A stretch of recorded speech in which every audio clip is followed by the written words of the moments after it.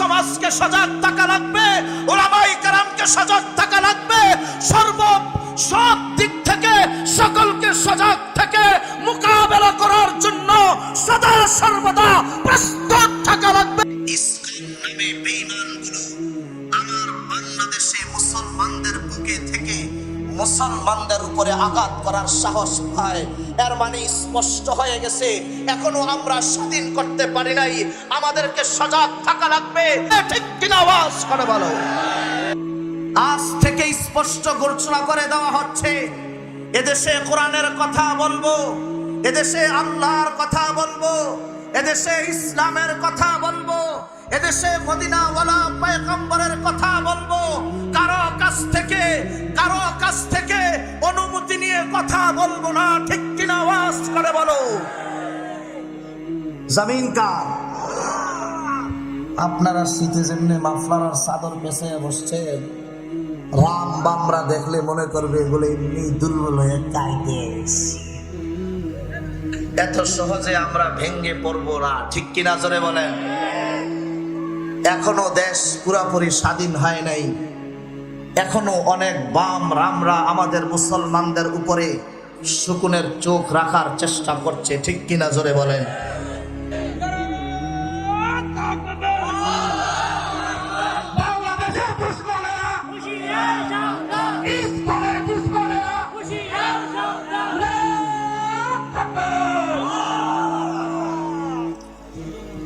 মুসলমান বন্ধুগণ,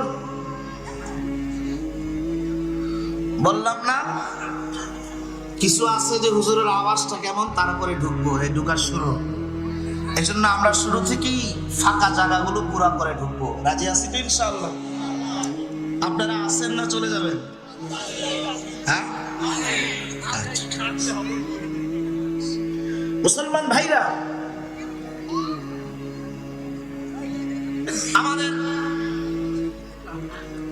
সবচেয়ে বড় সৌন্দর্য হলো, এবং আমাদের এই পৃথিবীতে সবচেয়ে মহামূল্যবান সম্পদের নাম হলো ঈমান। জোরে বলুন। কথা বলতে পারবেন সবাই? কারা কারা কথা বলতে পারবেন না হাত জাগান দেখি। মাশাআল্লাহ, সব সত্য। আমার ভাইরা, যুবক বন্ধুরা, আমি আর যুবক কথা বলছি, মনোযোগ সহকারে শুনতে থাকি। আমি কোরআন সামনে নিয়েছি, ইনশাআল্লাহ কোরআন থেকেই কথা বলবো, তাইলে আর কোনো সমস্যা নাই। ঠিক কিনা জোরে বলেন। কথা যদি আমার পক্ষ থেকে হয় তাহলে কথার উপরে কথা বলার সুযোগ থাকে, কথা যদি রবের কালাম থেকে হয় কথা বলার সুযোগ পৃথিবীর কোনো শক্তির থাকে না। ঠিক কিনা আওয়াজ করেন। এই কোরআনে হাকিমের একটি আয়াতে কারিমার অংশ বিশেষ তেলাওয়াত করেছি। অনুগ্রহপূর্বক এই আশপাশে কথাগুলো একদম বন্ধ করতে হবে। আমার হাত থেকে ডানে কোরআনের কথার সময় কথা বললে অন্য থেকে এটা আদবের খেলাফ হয়। ঠিক কিনা জোরে বলেন। আপনারা কষ্ট করে আমাদেরকে ঢাকা থেকে এনেছেন, কত কষ্ট করে যে এসেছি। আপনারা কি চান না প্রোগ্রামটা সুন্দর মতো হোক? তাহলে এই জায়গায় যেন কেউ কথা না বলে আদবের সাথে বলে বুঝিয়ে বসিয়ে দেন, না হয় দোকানে পাঠান। কোরআনে হাকিমের একখানা আয়াতে কারিমা আপনাদের খেদমতে পেশ করেছি। আয়াতের মধ্যে আল্লাহ বলেন, আল মালু ওয়াল বানুনা জিনাতুল হায়াতিদ দুনিয়া। আল্লাহ বলেন, সম্পদ এবং সন্তান পার্থিব জগতের সৌন্দর্য। খুব বুঝবেন, আল মালু ওয়াল বানুনা জিনাতুল হায়াতিদ দুনিয়া। সন্তান এবং সম্পদ পার্থিব জগতের সৌন্দর্য। ঠিক কিনা জোরে বলেন। হ্যাঁ, সম্পদ না থাকলে পরে অনেক কাজ আছে সম্পদের অভাবে করা যায় না। ঠিক কিনা জোরে বলেন। এই জন্য সম্পদ এর একটা সৌন্দর্য। আবার সন্তান পার্থিব জগতের আমাদের সকলের জন্য সৌন্দর্য। যে ঘরে সন্তান নাই ওই ঘরটা সুন্দর না, ওই ঘরের মধ্যে আনন্দ নাই। ঠিক কিনা জোরে বলেন। আল্লাহ বলেন এই সম্পদ এবং সন্তান দুইটা জিনিসই তোমাদের জন্য সৌন্দর্য। আমার বিবাহের প্রায় 6 বছর পরে গিয়ে আমি এক পুত্র সন্তানের বাবা হই, তাই আমি বুঝি সন্তান যে সংসারের কি পরিমাণ সৌন্দর্য। কত দোয়া, কত কান্নাকাটি, কত চোখের পানি। বাইতুল্লাহ গিয়ে কাবার গিলাফ ধরে বললাম, রব জীবনে যা দরকার তুমি সব দিয়েছো, শুধু অভাব রেখেছো একটা সন্তান। রব্বি হাবলি মিনাস সালিহিন, তুমি আমারে নেককার সন্তানের অভিভাবক হওয়ার তৌফিক দান করো। রব সেই বাইতুল্লাহর গিলাফ ধরে দোয়া আর চোখের পানির কারণে আমার ঘরেও এক ফুটফুটে সন্তান দান করেছেন। বলুন আলহামদুলিল্লাহ। এই সন্তানের নাম রাখলাম আহমদ। সন্তানের নাম রাখলাম কি? সুন্দর না অসুন্দর? জোরে বলে। এই আহমদ নামটা কার? কার নাম? আমাদের নবীজি জনাবে মুহাম্মদুর রাসূলুল্লাহ। আমার ভাইরা, এই কথাটুকুন বলার উদ্দেশ্য হলো আমার এই 6 বছরে পরিবারটাকে পরিবার মনে হয় নাই। ঘরে যাওয়া আসা, বাহিরে বন্ধুদের সাথে ওঠা বসা, এই সব কিছুর মধ্যেই একটা বিরক্তি ভাব ছিল। যে দেখে সেই বলে ঘটনা কি কবে? ঠিক কিনা জোরে বলেন। আমার ভাইরা, মুসলমান বন্ধুরা, গভীর মনোযোগ দিয়ে কথাগুলো শুনবেন, বুঝবেন। আল্লাহ তাআলা কোরআনে হাকিমের মধ্যে বলেন, সম্পদ এবং সন্তান এটা তোমাদের জন্য সৌন্দর্য। এই সৌন্দর্য যে কি পরিমাণ সৌন্দর্য আল্লাহ আমাকে বুঝার তৌফিক দান করেছে। সন্তান ছাড়া একটা ঘর একেবারেই শূন্য মনে হয়। সন্তান অনেক দামি জিনিস আর সম্পদ অনেক দামি জিনিস। মুসা পয়গম্বরের নাম কারা কারা শুনছেন? একটু হাত জাগান দেখি। সবাই শুনছেন? দেখছেন দেখি? কেউ দেখি নাই। বিশ্বাস করি কি করি না? মুসা পয়গম্বর আমাদের একজন পয়গম্বর ছিলেন, এটা আমরা সবাই বিশ্বাস। মুসা পয়গম্বরের এক ভাই ছিল হারুন। নাম কি? কারুন। কারুন, হারুন তো আপন ভাই। কারুন ছিল, কোন কোন বর্ণনায় আসছে সে চাচাতো ভাই ছিল, খুব নিকটতম ভাই ছিল। এই কারুনকে আল্লাহ তাআলা পৃথিবীর ইতিহাসে যত মানুষকে সম্পদের মালিক বানিয়েছিলেন, এর মধ্যে কারুনকে উল্লেখযোগ্যভাবে আল্লাহ অনেক সম্পদের মালিক বানিয়েছেন। তাই আল্লাহ কোরআনে হাকিমের মধ্যে তার সম্পদের অবস্থার কথা বর্ণনা করেছেন। কি পরিমাণ সম্পদ দিয়েছেন চিন্তা করেন। মুসলমান বন্ধুরা আমার, এই কারুন নিঃস্ব ছিল, অভাবী একজন মানুষ ছিল কারুন। সম্পদ তার ছিল না, অসহায় দরিদ্র ফ্যামিলির এক সন্তানের নাম হলো কারুন। মুসা পয়গম্বরের কাছে গিয়ে বলল, পয়গম্বর মুসা শুনো, আমি একজন অসহায় মানুষ, আমার সহায় সম্বল বলতে কিছু নাই। আমার বড় আশা, যদি আমি সম্পদের মালিক হতে পারি তাহলে আমার সম্পদ দিয়ে আমি মানুষের খেদমত করব, মানুষের পাশে দাঁড়াবো, ইসলামের খেদমত করব, মসজিদ করব, মাদ্রাসা করব, ইয়াতিমখানা খুলব, মানুষের কল্যাণে আমি কাজ করতে চাই। কারুন এই দরখাস্ত করলো কার কাছে? পয়গম্বর মুসা আলাইহিস সালামের কাছে। মূসা পয়গম্বর বললেন, তাই নাকি? কয় হ্যাঁ। সম্পদের যদি তুমি মালিক হতে পারো, ইসলামের কাছে তোমার সম্পদ ব্যয় করবা নাকি? কয় হ্যাঁ। ইয়াতিমদের পাশে দাঁড়াবে নাকি? কয় হ্যাঁ, দাঁড়াবো।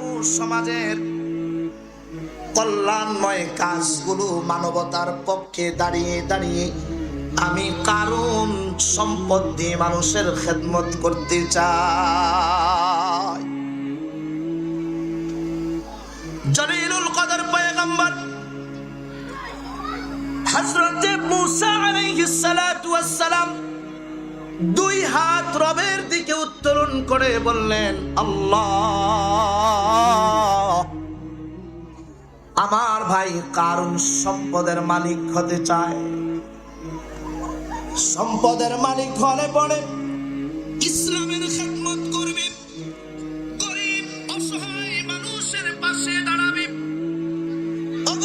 রব্বুল আলামিন, রব্বুস সামাওয়াতি ওয়াল আরদ, ও আসমান জমিনের রব, আপনি কারণকে সম্পদের মালিক বানায়া দেন। পয়গম্বর দোয়া করতেছেন। আপনাদের কি ধারণা, পয়গম্বর দোয়া করলে কি দোয়া কবুল হবে না? জোরে বলেন, জোরে বলেন। আমার আপনার পয়গম্বর জনাবে মুহাম্মদুর রাসূলুল্লাহ সাল্লাল্লাহু আলাইহি ওয়াসাল্লাম, আমার আপনার পয়গম্বরের জবানের কত দাম। আমার আপনার পয়গম্বর এই জবান দেওয়ার চাই কিছু দরখাস্ত করতেন, সব কিছু আল্লাহ তাআলা কবুল করে নিতেন। যাই বল, আরবের লোকেরা এসেছে, পয়গম্বর বৃষ্টি হয় না, অনাবৃষ্টিতে পুরো আরব জমিন গুলো চৌচির হয়ে গেছে। ও পয়গম্বর, আপনি একটু দোয়া করেন। আল্লাহর নবী জনাবে মুহাম্মদুর রাসূলুল্লাহ সাল্লাল্লাহু আলাইহি ওয়াসাল্লাম দোয়ার জন্য হাত বাড়াইলেন। আল্লাহ একটু বৃষ্টি দেন। যে মাত্র হাত উঠাইছে, কুদরতিভাবে আল্লাহ তাআলার পক্ষ থেকে বৃষ্টি এমন ভাবে শুরু হয়েছে, পুরো আরবের গলি সব ভেসে গেছে। আল্লাহু আকবার। সাহাবীরা আবার দৌড়ে এসেছে, পয়গম্বর আপনি আবার একটু দোয়া করেন যেন আল্লাহ বৃষ্টি উঠায় নেয়। আল্লাহু আকবার জোরে বলবেন না? বৃষ্টি যা দরকার ছিল সব আমরা পেয়ে গেছি, আমাদের আর বৃষ্টির প্রয়োজন নাই, আপনি দোয়া করেন। পয়গম্বর আমার দোয়া করলেন, দোয়ার সাথে সাথে আল্লাহ তাআলা আবার বৃষ্টি উঠাইয়া নিলেন। মুসলমান ভাইরা, মূসা আলাইহিস সালাতু ওয়াস সালাম এক জলিলুল কদর পয়গম্বর ছিলেন। একজনকে শুধু স্বাভাবিকভাবে একটু শাসন করার জন্য থাপ্পড় মারছে, ওটা মারাই গেছে। পয়গম্বরই থাপ্পড় তো, ঠিক কিনা জোরে বলেন?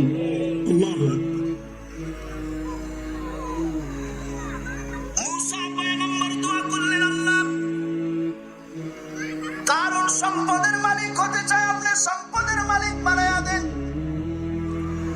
আল্লাহ তাআলা দোয়া কবুল করে নিলেন, এ পরিমাণ সম্পদ দান করলেন আল্লাহ তাআলা। কারণের কি পরিমাণ সম্পদ হয়েছিল কোরআনে হাকিমের মধ্যে বর্ণনা আসছে। 20 নাম্বার পারা সূরাতুল কসস, আয়াত নাম্বার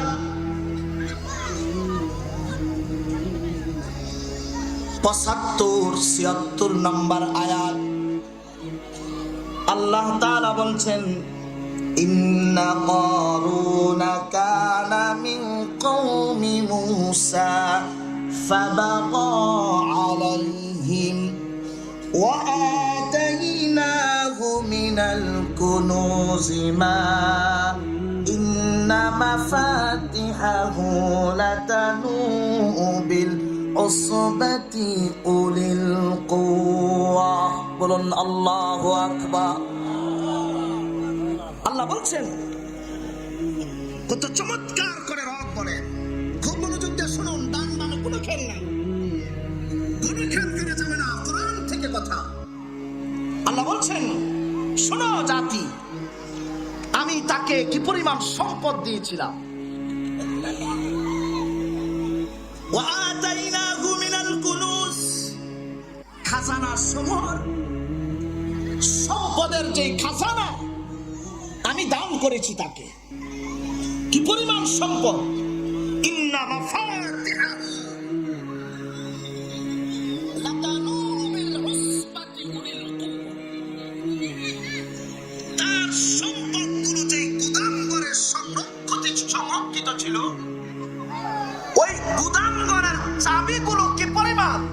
আল্লাহ বলেন, ওই চাবিগুলো বহন করার জন্য লাতানুহু বিল উসবাতি উলিল কুওয়া, শক্তিশালী কাফেলার প্রয়োজন ছিল। শক্তিশালী এক কাফেলা কারুনের সম্পদের গুদামঘরের চাবিগুলো বহন করতে পিঠ বাঁকা হয়ে যেত। হাদিস শরীফের মধ্যে আসছে, প্রায় 40টা উটের প্রয়োজন ছিল, 40টা উটের প্রয়োজন কারুনের সম্পদের চাবিগুলো বহন করার জন্য। 40টা উটের প্রয়োজন। এক একটা উট বর্তমান সময়ে এক একটা যে পরিমাণ সম্পদ বহন করতে পারে, ওই পরিমাণ সম্পদ এক একটা উট বহন করতে পারে। কোরআন থেকে স্পষ্ট, মাফাতিহু বিল উসবাতি উলিল কুওয়া, কি পরিমাণ সম্পদ আল্লাহ তাকে দান করেছেন চিন্তা করেন। মুসলমান বন্ধুরা রে আমার, গভীর মনোযোগ দিয়ে কথাগুলো শুনবেন এবং বুঝবেন। আল্লাহ তাআলা যখন তাকে পরিমাণ সম্পদের মালিক বানালেন, এই সম্পদের মালিক হওয়ার পরে যখন মূসা পয়গম্বর এবার বলা লাগলেন, বলতে লাগলেন, তুমি তোমার সম্পদ থেকে আল্লাহর রাস্তায় খরচ করো আল্লাহর রাস্তায়। তুমি তো বলেছিলে যেন আমি তোমার জন্য দোয়া করি যে তোমার সম্পদ হোক, আর তুমি সম্পদ দিয়ে জনসেবামূলক কাজ করবে। আমি দোয়া করেছি, তোমার সম্পদ হয়েছে, এবার তুমি আল্লাহর রাস্তায় খরচ করো, সম্পদ তোমার কাছে আছে। ও বলে, এই সম্পদ আমি খরচ করতে পারবো না। মুসলমান ভাইরা রে আমার, গভীর মনোযোগ দিয়ে কথাগুলো শুনবেন। আল্লাহ তাআলা যাদের সম্পদ আছে, মূসা পয়গম্বরকে দিয়া জানায়া দিলেন, শুনো, কারণকে আপনি বলে দেন, ওয়াবতাগি ফিমা আতাকাল্লাহু দারাল আখিরা, তুমি তোমার এই সম্পদ দিয়ে পরকালের জন্য নিবাস তৈরি করো। আল্লাহ যে সম্পদ তোমাকে দিয়েছেন, এই সম্পদ দিয়ে তুমি পরকালের জন্য কিছু করো, বাড়ি বানাও পরকালে। আমার ভাইরা, আল্লাহ পরকালে তাকে বাড়ি বানাইতে বললেন সম্পদ দিয়ে। মানে আল্লাহ যে তোমাকে সম্পদ দিয়েছে, এই সম্পদ তুমি আল্লাহর রাহে খরচ করো। কারণ সম্পদ দিয়েছে কে? আল্লাহ। জবান খুলে বলুন, সম্পদ দিয়েছে কে? আল্লাহ। এরপরে মূসা পয়গম্বর বললেন, শোনো কারুন, আমি তোমাকে কথা বলছি না যে তুমি সব খরচ করে ফেলো। ওয়ালা তানসা নাসিবাকা মিনাদ দুনিয়া,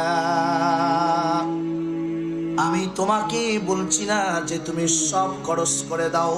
অবশ্য তোমার দুনিয়ার অংশের ব্যাপারে তুমি যত্নবান হবে। তোমার চলার জন্য যা যা লাগে সেটা তো তুমি অবশ্যই রেখে দিবে। আমি এটা বলছি না যে তুমি সব দিন সম্পদ আছে বলে তুমি সব মাদ্রাসা দিবে, এটা আমরা উলামায়ে কেরাম বলি না। আল্লাহ আপনাকে যে সম্পদ দিয়েছেন, সম্পদের 40 ভাগের 1 ভাগ আপনি যাকাত দেন, আল্লাহ আপনার সম্পদের হেফাজতকারী হবেন। ঠিক কিনা আওয়াজ করে বলেন। আজকে দেখা যায় বাংলাদেশ স্বাধীন হওয়ার পরে কি পরিমাণ সম্পদ লুণ্ঠন হয়েছে, আমার বাংলার জমিন থেকে কি পরিমাণ সম্পদ পাচার করা হয়েছে। গরিব, অসহায়, দুর্বল মানুষের কি পরিমাণ সম্পদ তারা আত্মসাৎ করেছে। ঠিক কিনা আওয়াজ করে বলে। সেই নৌকায় সারা বছর যেই নৌকা নিয়ে আন্দোলন করলো, শেষ পর্যন্ত সালমান এফ রহমান সেই নৌকার মধ্যেই ধরা খাইলো। ঠিক কিনা জোরে কহ। জাতির সম্পদ নিয়ে নৌকা দিয়া পালায়া যাইবা, আর আমরা পয়সা মুড়ি খাবো, আঙ্গুল চুষবো, হতে পারে না। আর সামনে হতে দেওয়া হবে না। যারাই গরিবের সম্পদ লুণ্ঠন করবে, সাথে সাথে তাদেরকে জব্দ করা হবে। ঠিক কিনা আওয়াজ করে বলো। গরিবের সম্পদ নিয়ে খেলবা, আর আমরা আঙ্গুল চুষবো। জাতির উলামায়ে কেরাম ইনশাআল্লাহ যারা জাতির সম্পদ নিয়ে খেলা করতে চায়, ইসলামের বিধান নিয়ে যারা খেলা করতে চায়, এদেরকে জাতির উলামায়ে কেরাম আগাম ভবিষ্যতে উম্মতদেরকে আঙ্গুলের ইশারায় স্পষ্ট করে দিবে এরা জাতির দুশমন। ঠিক কিনা আওয়াজ করে বলো। বলে দিবে। আমার মুসলমান বন্ধুরা, মূসা পয়গম্বর বললেন, শোনো, আমি তোমাকে বলছি না যে তুমি সব দিয়ে দাও। যাকাত আসছে তো যাকাতের একটা অংশ, তোমার সম্পদের একটা অংশ, 40 ভাগের 1 ভাগ ইনসাফ ভিত্তিক বন্টন শিখিয়েছেন কে? আল্লাহ। জোরে বলুন, ইনসাফ ভিত্তিক বন্টন শিখিয়েছেন কে? এই পৃথিবীতে আল্লাহর চাইতে ইনসাফগার আর কেউ আছে? জোরে বলুন, আর কেউ আছে? কি সুন্দর তোমার সম্পদ দিয়ে পরকালে বাড়ি নির্মাণ করো, তোমার সম্পদকে কাজে লাগাও। এরপরে আবার বলছেন, ওয়ালা তানসা, ভুলে যেও না, তুমি ভুলে যেও না নাসিবাকা মিনাদ দুনিয়া, তোমার যে দুনিয়ায় চলার জন্য কিছু লাগবে। দুনিয়ায় চলতে গেলে সম্পদের প্রয়োজন আছে না? তো সেটা তো তোমার লাগবে, এটা তুমি ভুলে যেও না। তোমার পরিবার আছে, উন্নত কোট পরবা পড়ো, উন্নত টুপি পরবা পড়ো, উন্নত গাড়িতে চলবা চলো, উন্নত বাড়িতে থাকবা থাকো, উন্নত খাবার খাইবে খাও, কোনো সমস্যা নেই। বাকি সম্পদের আরো অংশ যেহেতু আছে, তোমার পাশের বাড়ি যার খাবার নাই তার খাবারের ব্যবস্থা করো, যার ঘর নাই তার ঘরের ব্যবস্থা করো, যার চলার মতো অর্থ নাই চলার ব্যবস্থা করো, যার সন্তানকে বিবাহ দিতে পারে না বিবাহের ব্যবস্থা করো। সমাজে চলতে গেলে রাস্তাঘাটের অবস্থা করুণ হয়, সুন্দর ব্যবস্থা করে দেওয়া যায়, করে দাও। সমস্যা কোথায়? সম্পদ তোমাকে আল্লাহ দিয়েছেন, আল্লাহর সম্পদ নিজের জন্য খরচ করো, আল্লাহর বান্দার জন্য খরচ করো। সম্পদ জমানোর জন্য না, সম্পদ পরকালে নেওয়ার জন্য না, সম্পদ তোমার নিজের জন্য, তোমার জাতির জন্য আমি সম্পদ দিয়েছি। ঠিক কিনা আওয়াজ করে বলো। নাকি সম্পদ নিয়ে কেউ কবরে গেছে? জোরে বলে। কেউ গেছে? যেতে পারবে? আল্লাহ 3 নাম্বার বলে, ওয়া আহসিন, ইহসান। কি সুন্দর কোরআন, কি সুন্দর। আল্লাহ বলে, শোনো, ইহসান করো। কেমনে ইহসান করবা সেটাও বলে দিচ্ছে। ইহসান কিভাবে করবা?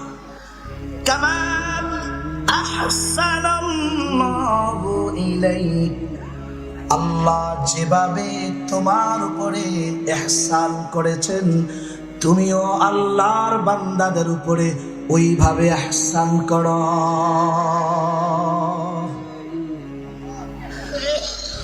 4 নাম্বার আল্লাহ বলছেন, শোনো, যারা সম্পদশালী তারা খুব মনোযোগ দিয়ে শোনেন। 1 নাম্বার, যাদের সম্পদ আল্লাহ দিয়েছেন আপনার জরুরতের বাহিরে যে সম্পদ আছে ওই সম্পদের ব্যাপারে 1 নাম্বার থিওরি হলো কোরআনের নিজের জন্য খরচ করেন বৈধভাবে না অবৈধভাবে। বৈধভাবে খরচ করতে গেলে মেয়ের বিবাহেতে গানের অনুষ্ঠান হবে, জোরে বলেন।